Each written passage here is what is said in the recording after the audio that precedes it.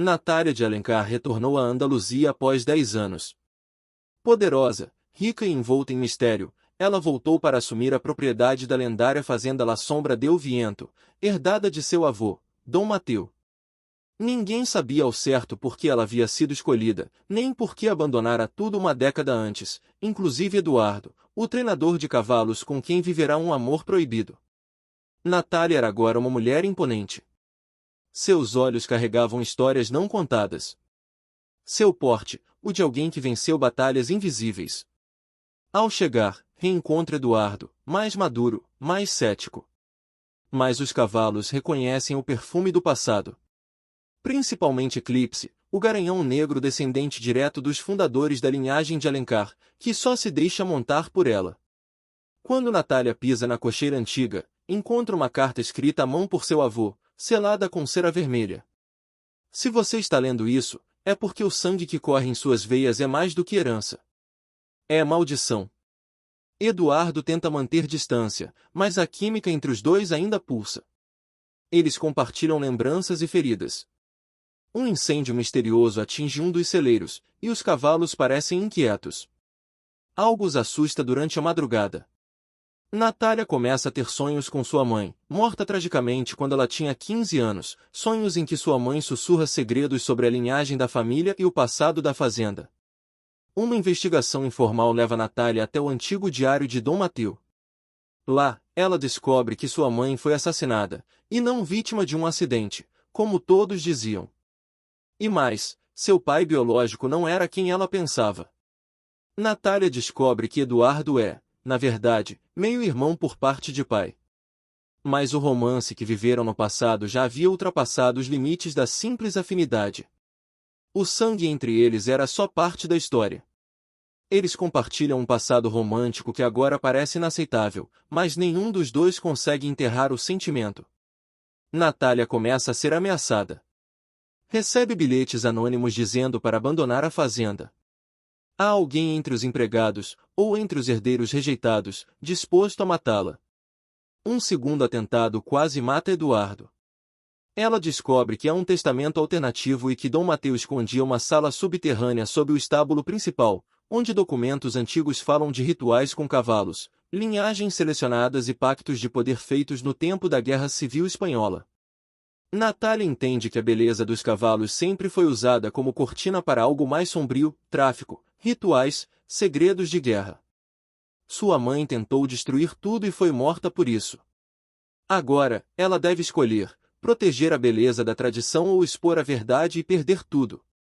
Natália e Eduardo, agora unidos não pelo amor, mas pela verdade, decidem revelar tudo, mas são interceptados por um grupo liderado por um primo de Natália, Rafael, que deseja tomar a fazenda e restaurar o antigo glorioso legado sombrio dos de Alencar. O confronto final acontece durante a celebração do Festival de Andaluzia, em uma apresentação com os cavalos em praça pública. Rafael tenta sabotar Eclipse, mas o cavalo resiste, guiado apenas pela voz de Natália. Ao final da exibição, ela anuncia ao mundo que a fazenda será transformada em um santuário de cavalos resgatados, rompendo com a tradição da linhagem. Eduardo revela que sabia da verdade sobre o parentesco há anos, mas escondeu, não por vergonha, mas porque Natália nunca foi sua irmã de sangue de fato. O avô mentiu para proteger a reputação da família. Eles não compartilham laços biológicos, mas compartilham algo ainda mais difícil de romper, feridas emocionais profundas e cicatrizes partilhadas. Meses depois, Natália está grávida. A fazenda se tornou um refúgio internacional. Mas ao final, foca em uma pintura antiga no escritório de Dom Mateu. Uma criança observa ao fundo da tela, escondida, a mesma que aparecia nos pesadelos de Natália. Era uma filha que ninguém sabia que existia. Natália recebe uma carta vinda do norte da África. Filha da areia e do sangue. Você não é a última de Alencar. A história não acabou. Apenas começou. Natália recebe a carta do norte da África e viaja em silêncio até Marrocos, sem avisar Eduardo. A única pista é o símbolo da carta, um ocelote dourado sobre uma espada flamejante, o mesmo brasão encontrado no diário oculto de Dom Mateu. O que parecia enterrado no passado, agora começa a transbordar. Na vila de Tétouan, Natália é recebida por uma mulher de meia-idade chamada Soraya, que revela ser sua tia por parte de mãe. Soraya conta que a mãe de Natália, Clara, foi enviada para Espanha ainda jovem, para proteger um segredo. Ela pertencia a uma linhagem conhecida como as Guardiãs do Sangue Selvagem, mulheres que carregavam um dom raro de comunicação intuitiva com cavalos. Soraya diz que é uma criança, uma menina, que compartilha o dom, e que Natália precisará protegê-la do mesmo ciclo de destruição que tirou a vida de sua mãe. Natália não é herdeira apenas de terras e segredos, mas de uma linhagem esquecida, uma ordem matrilinear que lutava contra a domesticação brutal dos cavalos em rituais bélicos durante séculos. A menina se chama Leila, tem 9 anos, olhos de âmbar e um comportamento inquietante. Ela se comunica com cavalos por gestos quase imperceptíveis. Natália suspeita que ela possa ser sua irmã. Mas Soraya não confirma nem nega. Enquanto isso, Eduardo, aflito com o desaparecimento de Natália, vai atrás dela. Chega ao Marrocos e os dois se reencontram. Mas o clima está diferente, há algo em Natália que mudou. Mais intensa. Mais espiritual. Mais desconfiada. Leila, em uma noite de tempestade, desaparece da vila, levada por homens encapuzados ligados a um grupo chamado La Ordem del Bril, uma sociedade secreta que busca controlar linhagens de cavalos geneticamente raros e seus domadores sensitivos. Natália e Eduardo precisam escolher entre denunciar a ordem e colocar todos em perigo, ou infiltrar-se silenciosamente para recuperar a menina.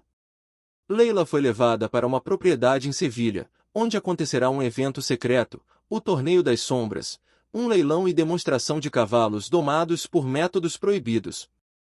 Lá, os melhores cavaleiros do mundo competem montando animais hipersensíveis, treinados com dor, privação e psicologia cruel. Natália entra como convidada misteriosa, usando o nome falso de sua mãe. Eduardo, disfarçado de treinador.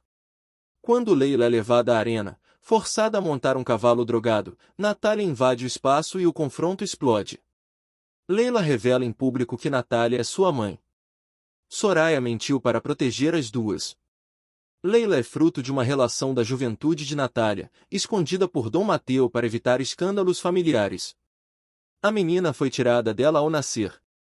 Eduardo, chocado, percebe que parte da dor de Natália nunca foi sobre ele, mas sobre uma filha perdida.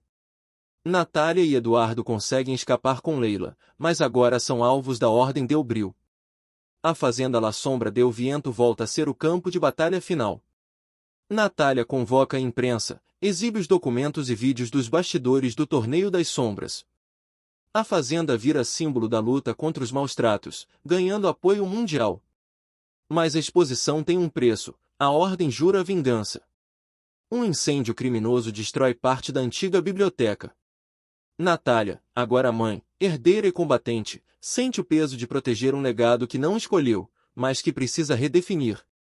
Eduardo, por fim, decide ficar, não como amante, mas como guardião da nova linhagem que nascerá. Uma silhueta feminina observa a fazenda de longe.